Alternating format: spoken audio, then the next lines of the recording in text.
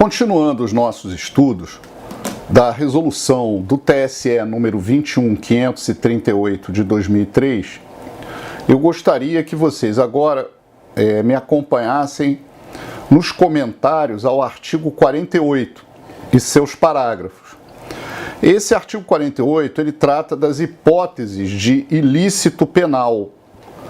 E aí o artigo 48 diz o seguinte: decidida a duplicidade ou pluralidade e tomadas as providências de praxe, se duas ou mais inscrições em cada grupo forem atribuídas ao mesmo eleitor, quer dizer, aquele eleitor está com duas ou mais inscrições eleitorais, e excetuados os casos de evidente falha nos serviços eleitorais, quer dizer, foi uma falha aqui porque foi lançado errado no sistema, etc. Excetuadas essas hipóteses, diz o texto da resolução, os autos serão remetidos ao Ministério Público Eleitoral. Pois bem, o Ministério Público Eleitoral aí é o promotor eleitoral que atua junto com o juiz eleitoral na zona eleitoral, que é o cartório eleitoral. E aí a lei continua, manifestando-se o MP pela existência de indício de ilícito penal, ele encaminha via juiz, via o cartório, que faz essa intermediação, a Polícia Federal para instauração do inquérito policial. E é importante salientar que a Polícia Federal é que é responsável para apurar os crimes eleitorais. Você pode anotar isso no seu caderno. Ou seja, os crimes eleitorais, eles são apurados pela Polícia Federal.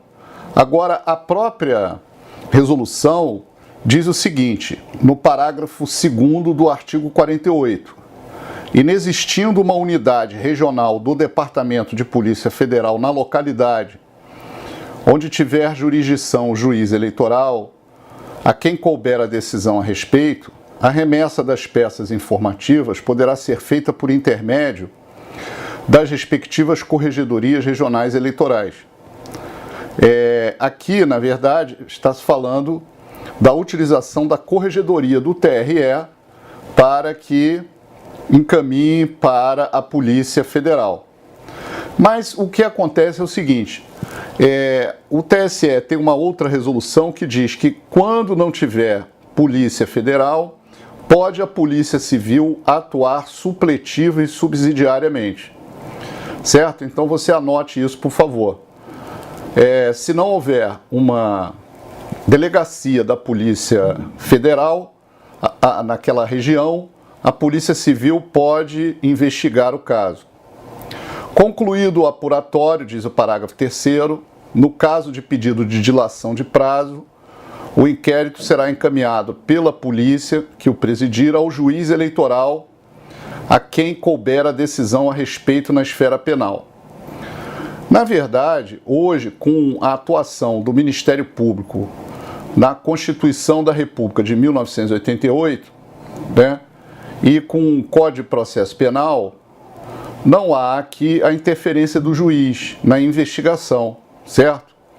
Aqui a titularidade da ação penal é do Ministério Público e a investigação cabe ao Ministério Público e à Polícia. Parágrafo 3º. Concluído o apuratório, deverá ser encaminhado pela autoridade policial que o presidir ao juiz, Parágrafo 4º. Arquivado o inquérito ou julgada a ação penal, o juiz eleitoral comunicará, sendo o caso, a decisão tomada à autoridade judiciária que determinou a sua instauração com a finalidade de tornar possível a adoção de medidas cabíveis na esfera administrativa. Bem, isso seria basicamente a possibilidade aqui do arquivamento. O arquivamento, ele é promovido, como sabemos, pelo promotor eleitoral. Mas aquela duplicidade de inscrição do eleitor pode ter vindo de uma diligência, de uma atuação da Corregedoria Regional do TRE. Nesse caso, cabe ao juiz eleitoral da zona eleitoral comunicar ao corregedor o resultado da investigação. E diz a lei, a espécie no que for aplicável será regida pelas disposições do Código Eleitoral e subsidiariamente pelas normas do Código de Processo Penal.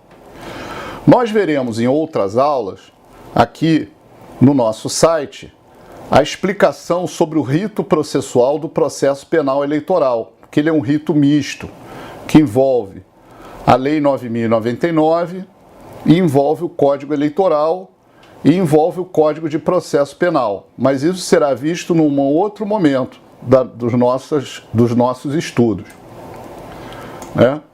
Artigo 49 da resolução agora, 21.538, que diz: os procedimentos a que se refere esta resolução serão adotados sem prejuízo da apuração da responsabilidade de qualquer ordem, seja de eleitor, de servidor da Justiça Eleitoral ou de terceiros, por inscrição fraudulenta ou irregular.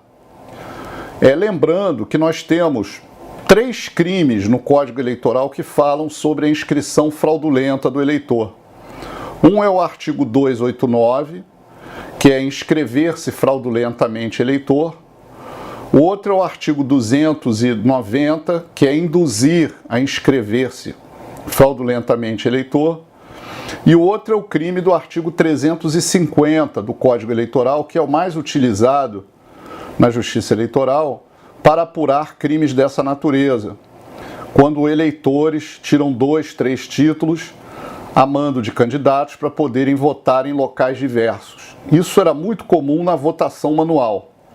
Com a implementação do sistema eletrônico de votação e com a adoção pelo Tribunal Superior Eleitoral de toda essa metodologia certificatória e desse batimento de pluralidade de inscrições, essa fraude diminuiu muito.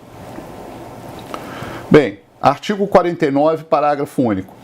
Qualquer eleitor, partido político ou Ministério Público poderá se dirigir formalmente ao juiz eleitoral, ao corregedor regional, lembre-se que o corregedor regional é no TRE, ou ao corregedor geral, que é no TSE, no âmbito de suas respectivas competências, relatando fatos e indicando provas para pedir a abertura dessas investigações para apurar irregularidades no alistamento.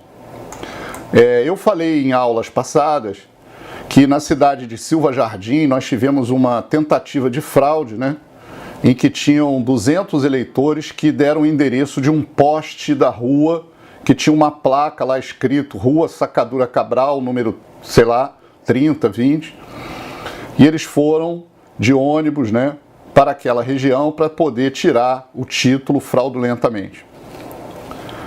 Artigo 50 agora. Os requerimentos para regularização de inscrição, requerimento para regularização de inscrição, que é o RRI, serão indeferidos pelo juiz por intempestivos, se for depois de um prazo determinado no artigo 36. Agora é muito importante o comentário que nós vamos fazer ao artigo 51. O artigo 51, ele trata da restrição de direitos políticos. Então, quando o cartório eleitoral, o juiz eleitoral, toma conhecimento de fato, por exemplo, relativo a uma inelegibilidade, as inelegibilidades estão previstas na Lei Complementar 64 de 90, no artigo 1º, inciso 1º, nas suas alíneas, nas letras. E também na Constituição Federal, no artigo 14, parágrafo 4º e 7º. Por exemplo, o juiz eleitoral tomou conhecimento que um eleitor foi condenado, por um crime eleitoral, cuja pena é superior a 2 anos, e que esse crime foi praticado numa determinada região. Então, o juiz, tomando conhecimento dessa sentença, e essa sentença, obviamente, transitando em julgado, é uma causa de suspensão dos direitos políticos.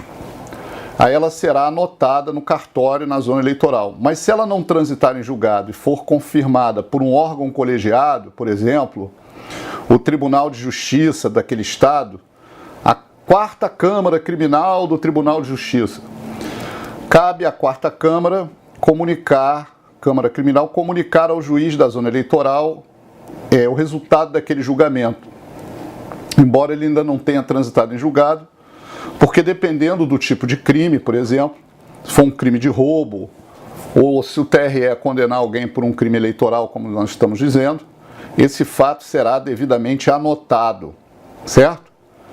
Então vamos anotar bem esse artigo 51, que ele é muito importante, e continuaremos com comentários a seguir ainda sobre a resolução.